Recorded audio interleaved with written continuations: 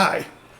One of the key steps in repairing your credit is to know what's on your credit report.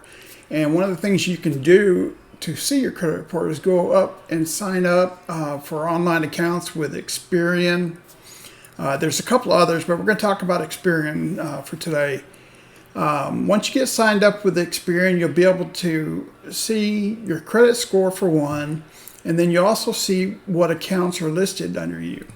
And then you'll occasionally get emails and that will notify you about changes to your credit. And as you can see here, I've received credit notifications that change in credit usage. The usage of one of your accounts has decreased, which is good. You want to see that. Pay down your balances. You want to keep them to about 30% of your total credit level. So like I said, if you have a $5,000 credit card, you want to keep it to around $1,500 to $2,000 balance. Less is better. And having a 30% usage will give you the best possible credit score. So when you take a look at your credit report and it'll list your credit accounts. Let me go ahead and just log in here and see, and I'll show you basically what is in a credit report with Experian.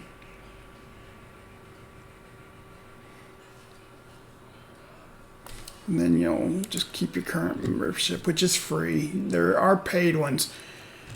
Okay, so you can see here your JPMCB credit usage is significantly decreased to 40%. So I still got 10% more to go. And they will also give you some pre-approved offers in there. And it just lists some of the other things, but let me go to my credit cards.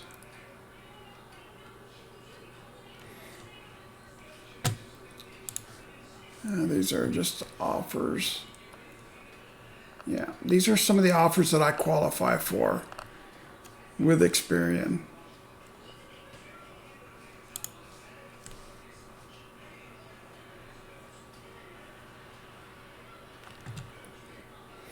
Okay, so right now I'm at 646.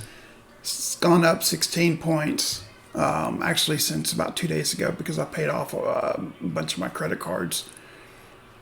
And it'll give you some tips, like stop paying for what you don't use, reach financial goals with a personal loan. If you're looking for a loan, it'll also help you with auto insurance, build credit with a new card, pay down debt with a balance transfer. With that, if you have a brand new card that has a lower interest rate, and then you've got some other cards that are used up and they have a higher interest rate, you can transfer those balances into that lower interest rate card. And then it shows you what you can do to raise your credit limit. And then how's your payment history? Let's check mine.